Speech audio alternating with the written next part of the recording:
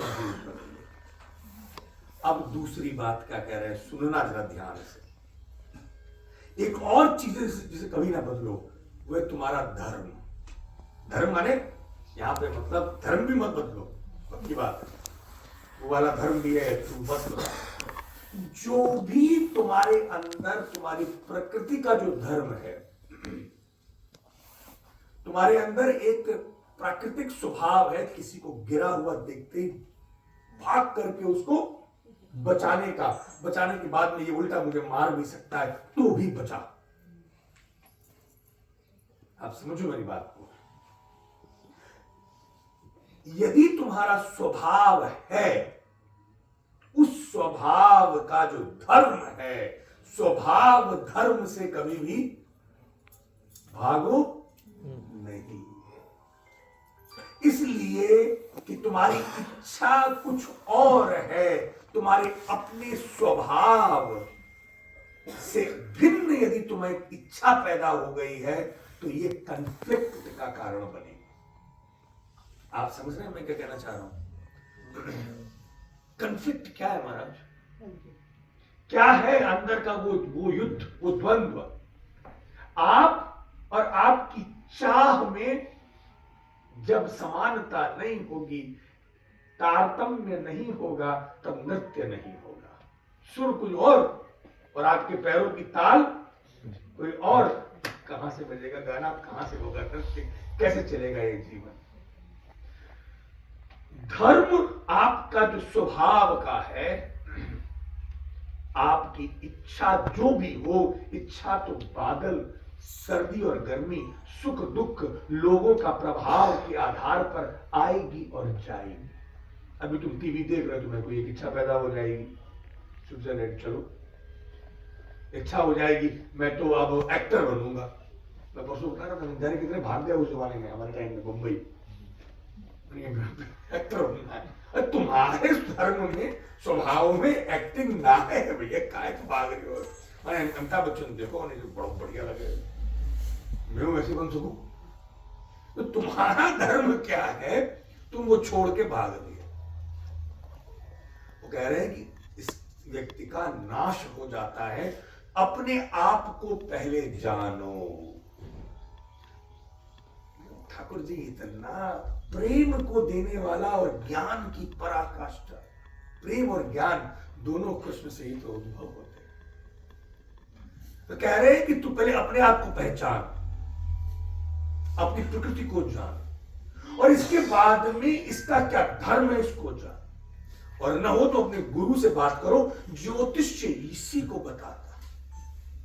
ज्योतिष्य तुम्हें तुम्हारे अंदर तुम्हारा स्वभाव क्या है, अपने माँ बाप की बात इसीलिए मानो क्योंकि वह आपके अंदर आपके स्वभाव को, आपका निज भाव को बताते हैं, देखते हैं।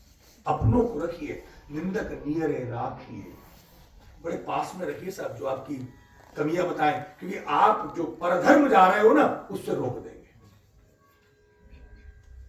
ठाकुर जी की शरण में आना परधर्म नहीं है। अब आता है वहीं पे मैं आ रहा हूं। तो एक बात तो हो गई स्वभाव और स्वभाव का धर्म। आप सब लोग समझ गए इस बात को? आपको कोई बीमारी नहीं होगी, और है तो जल्दी ठीक हो जाएगी।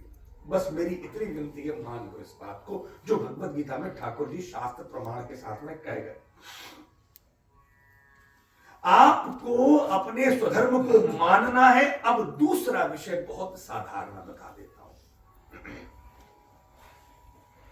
अब भैया कोई भी आए ना, उससे बाहर उधर ही बैठा लेना, इधर तक बताने देना, विघ्न न पड़े इस यज्ञ में। कि मेरा प्रयत्न है इस विषय को जो थोड़ा क्लिष्ट है, सब तक किसी तरह पहुंचा दूं। हरे कृष्ण। अब प्रकृति के बाद में आपकी इस जो शरीर की जो प्रकृति है, इसके अंदर एक आत्मा बैठी है। यदि ये आत्मा चली गई तो ये प्रकृति इसी प्रकृति में लय हो जाएगी। पृथ्वी, जल, वायु सब इसी में मिल जाएगा। ये जो आत्मा बैठी है, तुम्हें प्रकृति को मत छेड़ना, प्रकृति में यदि कोई भी खराबी आए तो उसके गुणों को फौरन इसी प्रकृति से ठीक कर लेना। गर्मी बढ़ जाए तो फौरन ठंडा कर लेना, ठंडा हो जाए तो उसे गर्म कर लेना, जो आयुर्वेद सिखाता है। विकृति को प्रकृति में रखना आयुर्वेद का सिद्धांत है। आप समझ गए ना? आप हमारे पास में अभी जब सामूहिक परामर्श के लिए बैठेंगे तब हम आपकी प्रकृति को ही देखेंगे और उस प्रकृति के आधार पर हम आपको वो दे देंगे जो आपकी विकृति को दोबारा प्रकृति की स्थिति में ला दे। दर्द क्यों हो रहा है? क्योंकि प्रकृति विकृति हो गई, रूखापन बढ़ गया, खुश्की बढ़ गई। हम थोड़ा सा उसमें स्निग्धता दे देंगे, ठीक हो जाएगा। अब ठाकुर जी कह रहे प्रकृति की बात तो कर दी मैंने, प्रकृति का घर बता दिया। अब इसके अंदर एक बैठा है, वो कौन है? मेरा ही अंश, लेकिन वो तुम्हारे द्वारा पूर्व जन्म के कर्मों के कारण वह आत्मा कर्म के साथ में अंदर बैठ के उसने इस प्रकृति को ले लिया है। जैसे उसके कर्म थे वैसे प्रकृति बन गई। प्रकृति को मत छेड़ो, लेकिन इस आत्मा में पूर्व जन्म की जो स्मृति है उसके कारण, समझ रहे हो अपनी बात को? पूर्व जन्म की जो मेमोरी डेटा पड़ा हुआ है, तुम अभी तक तुमने जो भी कुछ किया है दुनिया से छुपा लिया होगा, पर तुम्हारी आत्मा में वह सब वायु देव ने इकट्ठा कर रखा है। समझ रहे हो मैं क्या कह रहा हूं?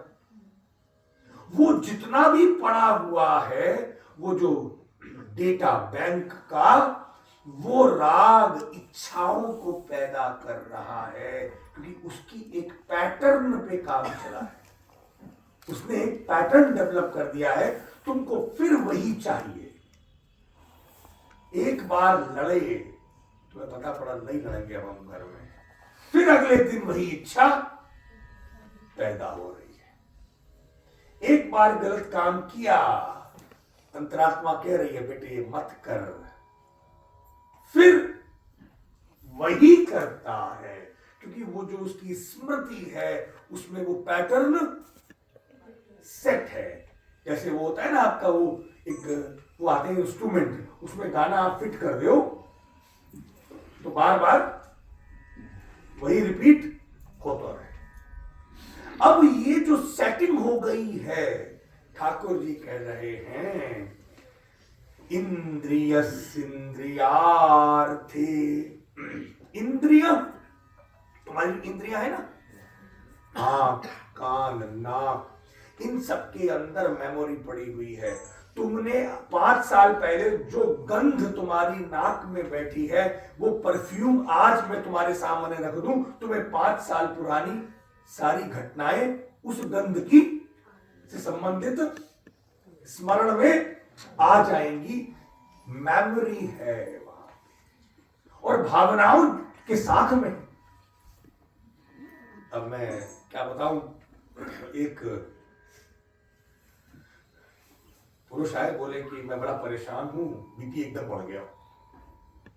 मैंने उसकी जन्म पत्री देखी, मैंने कहा भैया क्या हो रहा है, तुम किसी बात से परेशान लग रहे हो, हट्टे कट्टे बिल्कुल बढ़िया आदमी, जवान, 28 साल उम्र, और बीपी बढ़ाए पड़े हुए 160 170, ऊपर का और नीचे का दोनों बढ़ा हुआ, क्या चक्कर क्या? काफी समय के बाद में जब उसको उस पर विश्वास हुआ तो बोला मेरा अभी अभी शादी नहीं इंगेजमेंट हुई है, तय हुई है, और पहली बार जब मिलने गया मैं होने वाली अर्धांगिनी से, तो उसने जो परफ्यूम लगाया था वो वही था जो मैं एक समय में जब मैं स्टूडेंट में था तो एक स्त्री से, एक मेरी जो साथ में थी उससे मेरा बड़ा झगड़ा हुआ था, द्वेष हो गया था, वो लगाती थी। अब ये देखते ही मुझे स्मरण उस महिला का हो गया है। अब जब भी देखता हूं तो मुझे वही याद आती है इसके अंदर। अब आप सोचो, इंद्रियों का खेल समझ रहे हो कितना भयंकर है। इंद्रियां छोड़ती नहीं है, इनकी अपनी डेटा मेमोरी पड़ी हुई है बैंक के तुम्हारे अंदर। अब ये बैंक तुम्हारी आंखों में भी है। तुमने जो देख रखा है वो बसा हुआ है, जो सुन रखा है लड़ाइयों के शब्द तुमको नहीं पता है, पर वो सब तुम्हारे अंदर वैसे के वैसे ही बैठे हुए। ठाकुर जी कह रहे हैं यही है वो राग और द्वेष में, ये बार बार तुम्हें उसी तरफ लेके जाएंगे। ये बड़े बलवत हैं। राग द्वेषो व्यवस्थित, इनकी पूरी व्यवस्था है, राग द्वेष में स्थित है। तयोर न वशमागच्छौ, इनके वश में नहीं आना है। नहीं तो तुम जो भी काम करोगे वो क्या करोगे? अपने धर्म का नहीं करोगे, प्रकृति विकृति करोगे। मतलब बीमारी लेके आओगे, वायु को बढ़ाओगे, पित्त को बढ़ाओगे, कफ को बढ़ाओगे, रजोगुण को बढ़ाओगे, तमोगुण को बढ़ाओगे। क्यों? क्योंकि तुम्हारी जो स्मृति पड़ी है पूर्व जन्म के पापों के कारण या अनुभवों के कारण, वो तुमसे वही काम करवाई। इसलिए ठाकुर जी कह रहे हैं सर्वधर्मान परित्यज्य मामेकं शरणं व्रज। तुम सब कुछ ये मेमोरी को छोड़ करके, इतना प्रेम कौन करेगा? इतना प्रेम कौन करेगा? कह रहे तुम मेरे पास आ जा, मेरी शरण में आ जा। तुमसे पैसे नहीं मांग रहे इसके लिए, कोई तुमसे कुछ नहीं मांग रहे ठाकुर जी। बस ये ठाकुर जी प्रेम को भूख है हमारो कृष्ण, मेरी शरण में तू आ जा। और आते ही तुम्हारा अब वो जो डेटा है उसके आधार पर नहीं, अब तुम जो भी करोगे वो मेरे लिए करो। तुम ही करो, तुम्हें ही मिलेगा, लेकिन ये मान लेना कि तुम बस मेरे लिए कर रहे हो, तुम मेरे दास हो। तुम मुझे अपना बच्चा बना ले, वात्सल्य भक्ति कर ले। तुम मुझे अपना सखा बना ले, हम ब्रजवासी ऐसे करते हैं।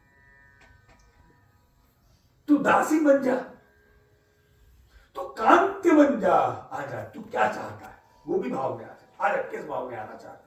सारे रास्ते तेरे खोल दिए मैंने। वो भाव अंदर रख करके अपने स्वभाव को, तुम बिच्छू हो, रहो बिच्छू, आजा। तुम असुर हो, कोई दिक्कत नहीं है, आजा। देवता हो, आजा। जैसे हो वैसे रहो, लेकिन अब मेरे साथ रहो, अकेले नहीं। अपनी आत्मा को, मन को वापस अपने साथ में, आत्मा के साथ में रख करके परमात्मा कृष्ण से जोड़ दो। अब ये जितनी भी डेटा मेमोरी है तुम्हारी पूर्व जन्म की, ये सब हो जाएगी ठंडी। अब तुम काम किसके लिए करोगे? कृष्ण के लिए। उनको भोजन करा करके खाओगे, उनके लिए काम करोगे, वही काम, कोई और नहीं। जो कर रहे थे वही काम करोगे। अब ये जो भी कुछ होगा, तुम्हें कोई भी कर्म का बंध, आगे पाप पुण्य नहीं पड़ेगा। अब जब मैंने ये पढ़ा तो मेरा तो दिमाग खराब हो गया। मैंने कहा कि इसका मतलब है कि मान लो चोर चोरी करने जाए तो क्या ठाकुर जी हम तो आप उस वक्त कर रहे हैं। वो रेप करने जाए तो ठाकुर जी आपके लिए कर रहे हैं। आपके दिमाग में प्रश्न आना चाहिए ना भैया। गीता की लाइन है ना, मैं तो वो पिक्चर देखी दिखाई थी, वो अक्स कोई माने सारे कर्म कांड करे, भगवान ने कही न कोई मरेगा न कोई जिएगा, इसलिए मार दे भाई। विषय यहां पर समझने का है। आपकी अब जो प्रकृति के अंदर राग और द्वेष हैं, वह छट जाएंगे जब तुम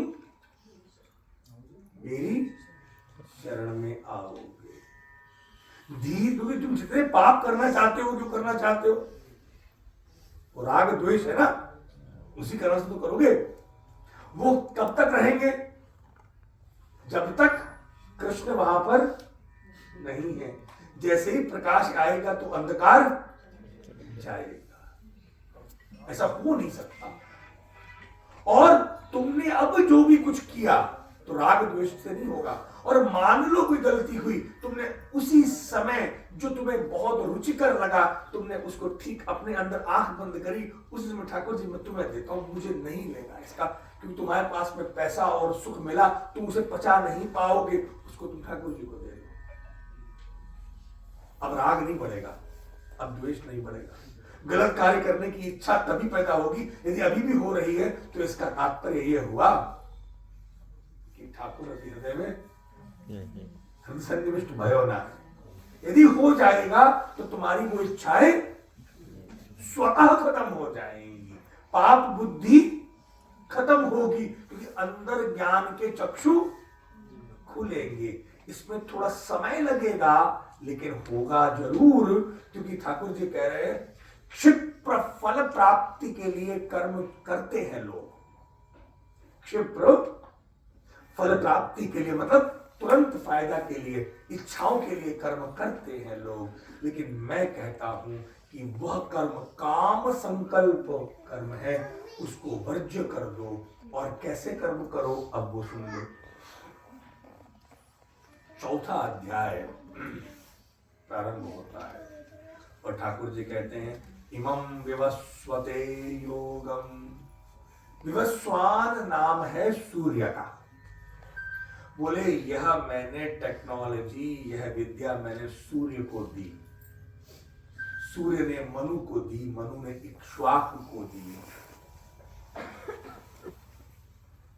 ठाकुर जी कह रहे हैं कि जैसे ये लोग चल रहे हैं वैसे तुम चलो, जैसे मैं चल रहा हूं नहीं। इसलिए जैसा मैंने पहले भी कहा था, ठाकुर के द्वारा करे हुए करनी को कभी भी नहीं करना है, उनके द्वारा कही हुई कथनी पर चलना है। लेकिन उन्होंने कुछ अपने शिष्य हैं जिनको यह विद्या दी, जैसे सूर्य, सूर्य पर चलो। इसीलिए हम लोग सूर्य की उपासना करते हैं। ब्राह्मण वो नहीं जिसने जन्म लियो, ब्राह्मण वो है जो सूर्य को ध्यान करके गायत्री करे। जिस ब्राह्मण ने गायत्री को नहीं साधा, उसके पास में ब्रह्म ज्ञान संभव नहीं।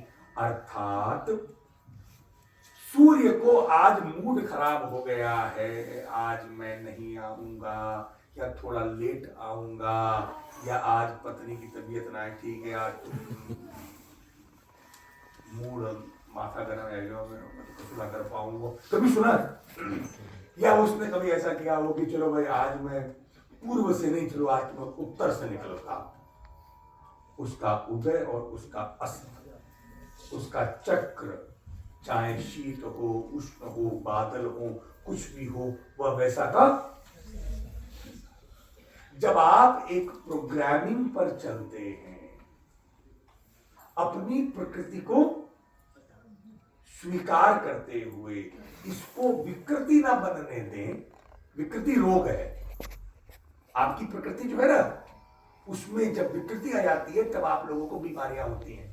खांसी है, जुकाम है, बुखार है, दर्द है, सर दर्द है, लंग्स में प्रॉब्लम है, लीवर में, किडनी में, सब ठीक हो जाएंगी। बस एक तरफ दो काम करो, विकृति को प्रकृति पे डालो, जो आयुर्वेद का कार्य है, और भगवत गीता अध्यात्म से अपने आत्मा को सूर्य की तरह से चलाओ। और ये तभी होगा जब काम संकल्प की बजाय कृष्ण संकल्प आपके हृदय में बैठ जाए। आज से यह बहुत शक्ति के साथ में अपने आप को धोखा दिए बिना एक संकल्प ले लीजिए, महाराज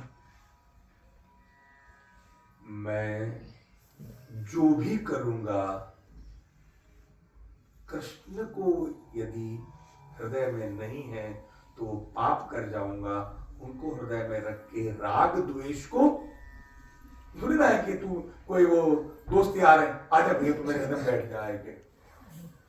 कृष्ण को बैठाने के लिए भी तो कुछ आपके यहाँ भैया कोई मेहमान भी आएगा तो तुम थोड़ा में चद्दर वद्दर ठीक ठाक कर दे हो, सोफा वोफा तो साफ कर दो, बच्चा ने वहां पे दाल मोट और बिस्कुट फैलाई दी हो तो मैं भी थोड़ा झाड़ झूड़ दूंगा।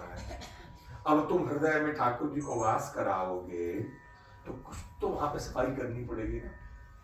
तो राग द्वेष को हटाओ, ठाकुर जी को वहां पर बैठाओ और अब सूर्य की तरह से नियत के आधार पर, कर्तव्य के आधार पर, लोक संग्रह के भाव से, ठाकुर जी को अर्पित करते हुए भाव से अब कर्म करो तो कोई भी पुण्य और पाप का चक्कर नहीं, कई तब नहीं।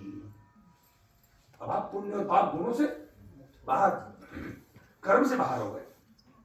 कर्म कर रहे हो लेकिन अब आपको इसका कोई भी पाप और पुण्य दोनों नहीं चाहिए भाई। क्योंकि अब आपके पास में कौन है आपके हृदय में? ठाकुर जी। ये सिद्धांत रखते हुए यज्ञ के रूप में आप काम करते जाएं। श्रद्धावान लभते ज्ञानम तत्परम सयतीन्द्रियम। श्रद्धा रखिए, कृष्ण को बैठाइए। अब बिठाने के बाद में अपमान तो ना करोगे, तुम्हारा मेहमान कोई आ जाए तुम्हारा तो भी ना करोगे। जो तुम्हारा ठाकुर तुम्हारे हृदय में आएगा तो आप उसके प्रति पूर्ण श्रद्धा। अब श्रद्धा से उत्पन्न होगा हृदय में एक ऐसा ज्ञान जिसको आप शब्दों से प्रकट नहीं कर सकते महाराज। आपके अंदर उसकी अनुभूति होगी और जब ये ज्ञान आएगा तब आप अपने आप को शांत पाएंगे। आपके अंदर वो जो एंजाइटी, वो जो धड़ धड़ धड़ धड़ आंख बंद करते ही रील चल रही है, रात को नींद नहीं आ रही है, भूख गड़बड़ है, कभी ज्यादा तो कभी कम, कॉन्स्टिपेशन हो रहा है, कभी तो बहुत लूज हो रहा है मोशन, कभी नहीं हो रहा है, और हाय हाय घबराहट हो रही है, थायराइड बढ़ रही है, सब अपने आप आपके थोड़े प्रयत्न से ठीक हो जाएंगे। चमत्कार को नमस्कार हमारे यहाँ नहीं है भैया। कोई क्विक फिक्स गोली जाकर के तुम्हें ठीक कर देगी, बिल्कुल समझ रखा है क्या? ऐसे फालतू में धोखा दे रखा है। ये जो गोली से जो तुरंत जो दर्द कम हुआ, जो मैजिक तुम्हें लगा, ये मैजिक एक्ट में आना चाहिए, इनको पकड़ना चाहिए क्योंकि ये गलत है। उस व्यक्ति ने दवा खाने के बाद में घुटने का दर्द उसको महसूस नहीं हुआ और उसने कूद फाड़ शुरू करी, उसका घुटना पूरा खराब हो गया और ड्राई होता चला गया, अंत में उसको ऑपरेशन कराना पड़ा। जिम्मेदार कौन? उसको दिल लगता था तो ठीक हो गया। लंग्स में बार बार इनहेलर ले लेकर के डायलेशन करके लंग्स को थोड़ा आपने टेम्परेरी एक्सपेंड किया, उसे लगा 12 घंटे तक मैं तो फिर ठीक हो गया और उसने फिर जाकर के 10-20 सिगरेट और पी ली। जिम्मेदार कौन?